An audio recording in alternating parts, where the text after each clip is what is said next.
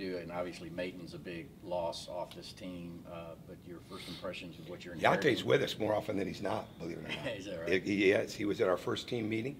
He was in our first workout. He's leaving for Portsmouth tomorrow, but he would very likely be out there today. And he does double sessions with us, and then we end up spending time together working on his shooting and things like that after. So it's like he never left, even though when I leave there I know he has. But I just look at it as a tremendous opportunity. And the one thing I haven't done as much lately is watch film of us.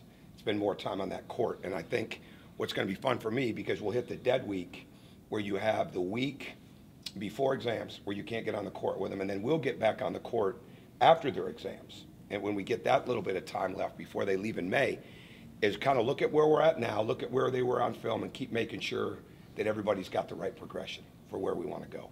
But we have numbers. You know, we have 10 scholarship players out there every day. We have 2 walk-ons. So we've had a couple of full team workouts. Today we'll do a 6 and 6. A lot of times we do 4, 4, and 4. And we'll go anywhere from 30 minutes to 45 minutes, depending on, or 40 minutes, I should say, depending on where we're at. But I've looked at it in a really good way. It's just been all about the teaching, getting the progression right, adding things, and it's fundamental driven, but there's like a speed element to that fundamentals, and there's a pace element to that, and getting them to build, you know, some mental toughness through the fatigue and not get frustrated when they don't have something right. And I think it's important that I set the tone on that. And that's exactly what I'm doing. Are you moving along on the other 2 assistants pretty good? Well, I'm moving it. I think the one thing, this is where you don't realize you've grown till you like get in the situation. And I think for me being in here, this being the 3rd time I've taken over a program, I think you really start to learn about what's urgent, you know, what's most important, what has to be done on a daily basis. You have a plan, a vision. You know, certainly we'll tweak it, but the bottom line is the most important thing, no matter what, was to get acclimated with this group on the court, get going in the recruiting, be in the places that we need to be, meet the people. I'd love for you guys to be able to see us work out. We've checked that it's not legal to do right now, you know, and at this time of year, but I'd have loved for that to happen. Mike and I looked into that. But the most important thing is getting them right. And I'll say this, because I'm sure somebody's going to ask. With Jonas Hayes, the first couple of weeks here, I'd never met him before the Friday, and I only met him for like 3 minutes the day I got here. But from that Monday on, we were together an awful lot, including this morning in there. And he has helped me immensely get acclimated in this area. And for that, I'll always be grateful, because we hit the ground running in the basketball, we hit the ground running in the recruiting. And obviously, you know, you're the Georgia head coach, doors are going to open, but Jonas certainly helped open those and helped bridge some of those gaps in relationships. And we'd have loved to have him stay. I mean, there's no question about it, but I totally get where he is at in this and wanting to have something for his growth. And I think he's a head coach. I'm going to be a head coach. It doesn't matter, would I've liked to have helped him grow into it from here? Absolutely. But he's going to be able to grow into that. I mean, that's what his capabilities are. And as much as I'd like to have him stay, I do totally understand that he wants to step out into another area, into another part of the country, into another league, and take those next steps. And I'm going to be a fan. And as we turn this program to where it can go, he's going to deserve as much credit as anybody else in helping that. But with that being said, though, we've really tried to hit the ground running every day with what we can cover. One more Jonas question. How much will him? I'm sorry, guys. Can we do names? Yes, I'm sorry. Yeah, Anthony Dasher, Sure. UJ Sports. Call me Dash. Everybody else does. As far as one more Jonas question, with him, like you said, stepping out kind of a little bit. How much you think that will maybe expedite or help his goal, like you said, of being a head coach? Well, that remains to be seen. I mean, that remains to be seen. And you know, he made that choice, and so all you can do is support it. But I know this, I'm always going to support him. I mean, I've only got a couple of weeks knowledge of him, right, and working with him. But there's no question that I feel great about him. So I'll always help, and I'm sure he's going to have other people that'll help. But this gives him another chance to broaden his scope and horizon and learn different things. And I think, you know, being in a different region, I get it. So I don't think there's any question there's going to come a day he's going to be a head coach. You think not having him hurt you with some existing recruits here in the state? I mean, it hurt us already? Hurt us already? I think the most important thing, no, because I think it's been good. Here's what I think, okay? There's people in the state that have been to Georgia. They've been recruited by Georgia. They know about Georgia. Heck, there's probably quite a few that know more about Georgia than I do at this point when it comes to the campus.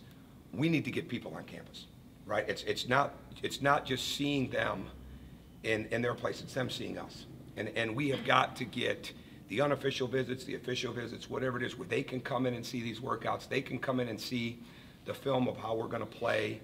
I think that's the most important thing, because the bottom line is you want a staff that helps complement you, that you can try to build them into being as good a coach as they can be, to help them to become head coaches. I've had 8 or 9 guys go become head coaches. So that's a huge part of it. But at the end of the day, I was hired to run the program that we've run, in the sense of the style of play and what we're going to try to do. And you've got to get people to come in and see that. And until we get that part of it going, where people are actually here and can feel it and feel the energy and see the work and be around the environment and see the players, and then be able to look at it and say, here's what's, because we don't have a body of work yet, right? Like when you get the game film, well, now you got a body of work. Well, we don't have that. And it's always been the most important thing to me, wherever I've been, is for players and their families to see you practice, to see your individual workouts, to be in a film room with you, to be there and really sit down and talk inside of that environment. And we've got to get to that. And until we get to that, we're going to be behind in those areas. But I don't have any trepidation on where we're heading with it. We're trying to evaluate every aspect of it, whether it's what we have now, what we want to try to get. And at the end of the day, I want to put together the very best staff that has the complete understanding of what we see Georgia becoming. And I think that's where we've got to really make sure that I'm taking the time to do that the right way. And saying all right, Sir. Channel 2, what qualities about Coach Dollar convinced you to hire him? Well, I've always respected him because of the name. Because, I mean, again, I wasn't from Atlanta, but I knew about his dad, and I knew about Cameron, his brother. But I think the bottom line, I saw him work this year when I went up to South Florida, because we don't live far from there.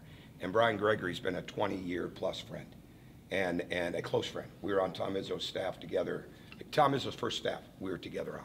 So he was the one that actually brought it to my attention. And then some others did, but Brian was the one. And without that cosign, without that, this really means something to him, because that's what you want. You want people that really want to be at Georgia. I want them to want to be with me, but you want them to want to be at Georgia. You want the combination.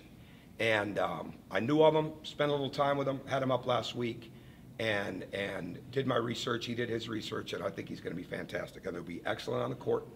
I think he's got a toughness. I think already he's not afraid to give me ideas, and he's not afraid to tell me where something could be better. And I don't mean afraid. Afraid is not a good word, but a lot of times people will wait. But this is a basketball relationship that we hope is going to be together, and it's how do we make young people better? How do we recruit people to join in? And I feel really strong about that with him. I know he's got a great work ethic. I've seen him on the court, like I said. He's played the game. He's been around some really good coaches. But he has truly, for a guy that's got the experience he has, he's got a strong mind of his own, a strong opinion of his own, and that, ultimately, what you want more than anything else on the court, what you want more than anything else in recruiting, is you want somebody that will go deep with your players, that will not walk away when it gets tough, that will not be afraid to challenge them and push them in the direction that they've got to go. And that I say that because it's a lot easier said than done. And I think he's got a conviction of spirit and a conviction of what he believes in, and it's going to mesh with us, that he's going to be really good with that. Also, you mentioned developing the skill set of your players, and you've also mentioned you like scoring the basketball. Absolutely. And shooting the 3-ball. Is that one of the areas where they need to develop and improve? Oh, there's no question. Yeah, there's no question. The shooting percentage, that has to go up. I mean, you could look at a lot of different statistics, and a lot do have to change, and it's just the way that it is. But the shooting percentages are going to have to go up. And right now, we can't do anything about the shooting percentages. We can do more about the technique, the footwork, the follow-through, the spacing, all those different things. And they're learning new things, right? And we're looking at every player's, you know, there's certain ways that have really worked for us. I mean, in leading the BCS schools over those 9 years in Indiana and 3-point percentage, there's certain things that really work. You know, leading the Big Ten over a 6-year period of time and scoring, there's things that really work, but it's also got to be individually tailored to the player, to that individual player. So we're trying to figure all that out right now, get the footwork down, get their balance right, get our passing right. I would say 90% of the workouts we've had, the first 8 to 10 minutes have totally, it's been a passing element, like really, really conducive to understanding how to deliver the ball, all the different passes that go in, the angles of the passes, the stretching, the right, the left, the footwork, all that in passing. Because everything, whether it's the passing, whether it's the footwork in the shooting, whether it's the spacing, that increases every other part of the game. I told Derek yesterday, we've hardly worked on any post moves with him. And obviously there's a guy that has to get better finishing, right? Well, we're working on his finishing by being away from the basket, working on his footwork with the ball, working on his footwork for a three, working on his footwork for a driving kick, for a handoff, because all those things are going to help teach him or add to him being better around the basket as we go. So that's all part of the development.